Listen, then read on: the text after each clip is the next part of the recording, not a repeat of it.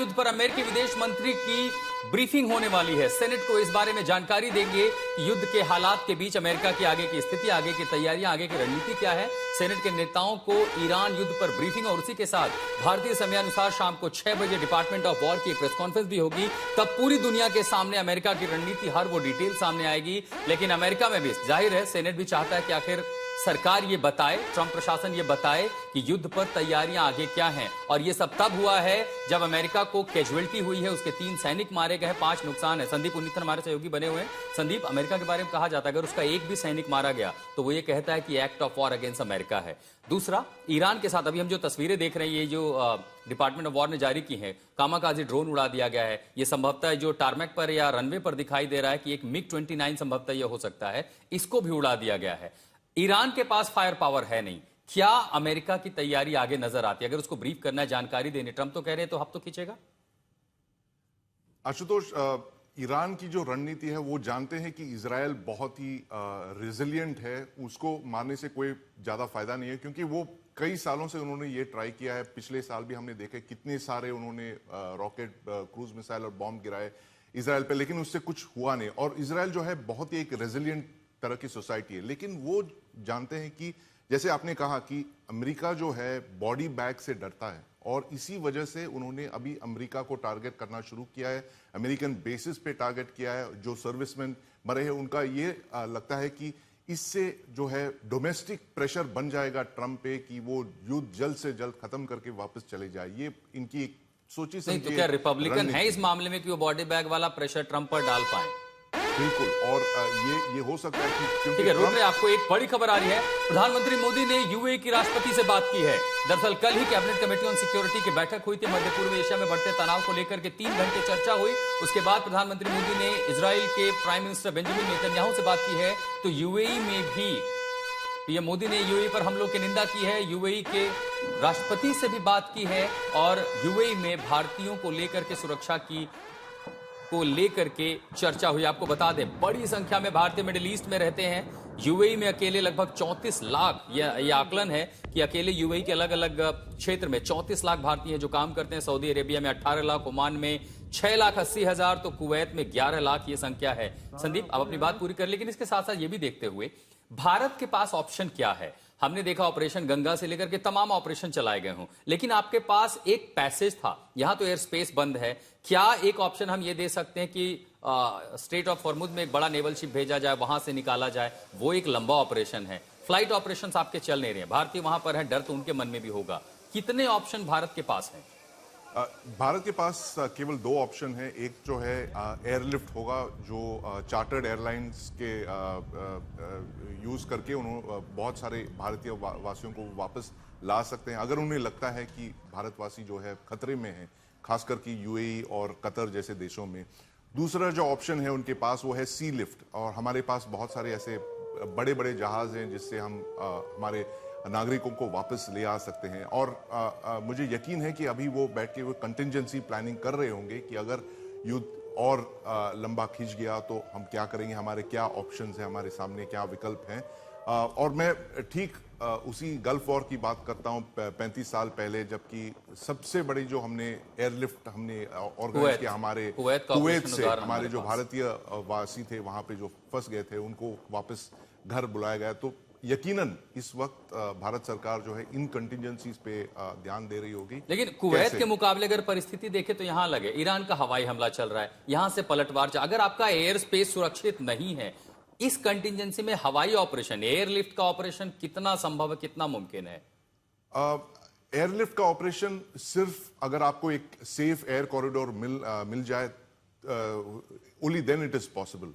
और क्योंकि the other option जो है वो सी लिफ्ट है, लेकिन उससे काफी समय लगेगा।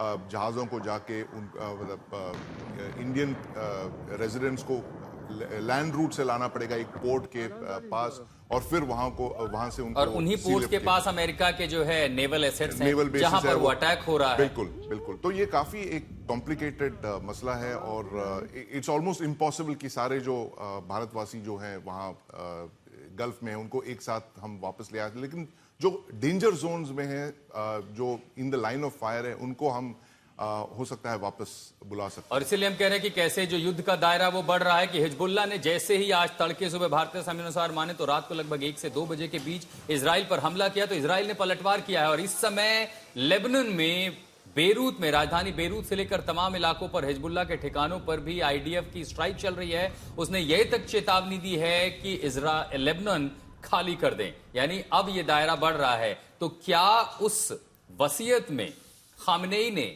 कुछ मैसेज हिजबुल्लाह के लिए भी छोड़ा था? ऐसी तमाम कयास संभावनाएं, इन संभावनाओं के बीच आईआरजीसी का अपना ऑपरेशन चल रहा है, ईरान के हमले चल रहे हैं, तो लेबनान पर अब बड़ा हमला कर सकता है इजराइल।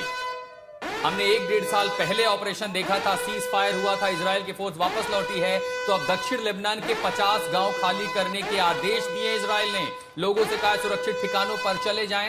ये संभवतः दक्षिण का इलाका है। 50 गांव को खाली करने के बाद जब हिजबुल्लाह के खिलाफ ऑपरेशन डिसमेंटलिंग चल रहा था, तब भी कहा गया था कि गांव में लोग ना रुके, क्योंकि वहीं पर हिजबुल्लाह ने उन्हें ह्यूमन शील्ड बनाया था। अशरफ वानी हमारे सहयोगी बने हुए। अशरफ, ये जो ह्यूमन शील्ड की तरह हिजबुल्लाह भी इस्तेमाल करता है, 50 गांव खाली करने का एक संकेत तो मैं समझ सकता हूं कि अब इजराइल की जो उत्तरी सेना है, उन्होंने रिजर्व्स को बुलाए हैं, वो लेबनान पेनिट्रेट करने जा रहे हैं। बिल्कुल। और अगर हम इस दक्षिणी इलाके की बात करें, वो पिछले 2 साल से खाली पड़े हैं। वहां पर जितना भी इंफ्रास्ट्रक्चर लेबनान के इन गांवों में था, वो पहले ही ध्वस्त कर चुका है इजराइल और इजरायली एयरफोर्स। सभी इमारतें, सभी रिहायशी घर, उस पूरे पैच में जो है उस जिन 50 गांवों की बात हो रही है, वो पूरी तरह से सिविलियन आबादी से खाली है और वहां पर कोई इंफ्रास्ट्रक्चर, सिविलियन इंफ्रास्ट्रक्चर बचा नहीं है। लेकिन हाँ, इतना जरूर है कि जो ताजा हमले हिजबुल्लाह ने शुरू किए हैं, वो छोटे रॉकेट्स हैं और वही से जो है ये रॉकेट्स, क्योंकि लेबनान में सरकार भी चल रही है जो नहीं चाहती कि हिजबुल्लाह कहीं से भी जो है कंट्रोल ले ले साउथ लेबनान का या उस सीमावर्ती इलाके का।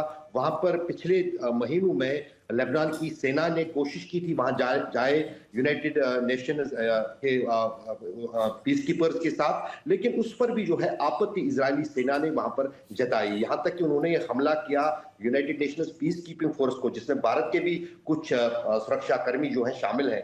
लेकिन उसके बावजूद भी अभी देखा जा रहा है कि ये एक आसान विकल्प लग रहा है इजराइल को कि यदि वो जमीनी तौर पर उस साउथ लेबनान, जो कि उसके लिए हमेशा चिंता का विषय रहा है, उसमें घुसे तो वो हिजबुल्लाह के हमलों को किसी हद तक रोक सकता है। खास ठीक है, अशरफ आप बने रहे। मेजर जनरल लेके शिवाज हमारे साथ जुड़े हुए हैं। जनरल साहब, 2 चीजें हैं। इजराइल कई फ्रंट पर लड़ सकता है, उसने पहले भी ये युद्ध लड़े हुए हैं। हमास युद्ध के दौरान भी वो हूती से लेकर के हिजबुल्लाह से लड़ रहा था, हिजबुल्लाह की लड़ाई के दौरान भी वो हमास के हमले झेल रहा था, हूती को झेल रहा था। लेकिन अब उसकी लड़ाई प्रत्यक्ष रूप से ईरान पर है। अगर वो अपनी सेना का बड़ा टुकड़ा उत्तर में एंगेज करता है, कितनी संभावनाएं हैं कि इजराइल को नुकसान भी झेलना पड़े?